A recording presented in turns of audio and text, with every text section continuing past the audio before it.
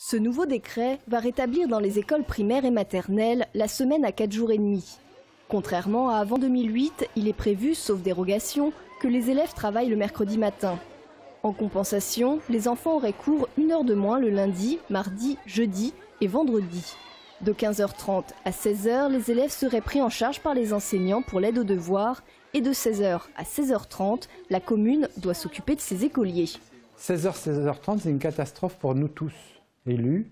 On ne peut pas embaucher quelqu'un pour une demi-heure, ni même pour 1 heure. Donc il y a une vraie difficulté à recruter. Et puis on faisait le calcul pour une commune de 1700 habitants. L'impact financier, c'est pratiquement 40 000 € dans l'année. La réforme rentre en vigueur à partir de la rentrée 2013, mais les communes peuvent demander une dérogation pour l'appliquer qu'en 2014.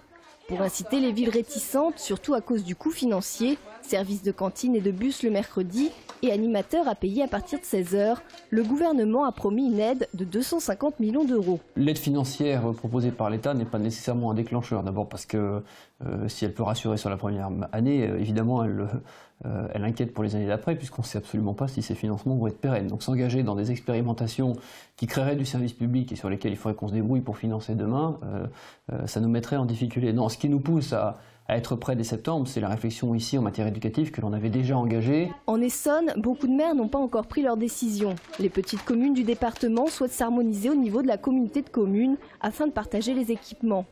Les autres villes attendent de consulter les enseignants et les parents d'élèves.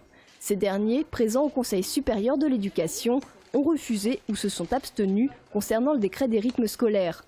Les maires ont jusqu'au 1er mars pour choisir d'appliquer cette réforme à la rentrée 2013 ou 2014.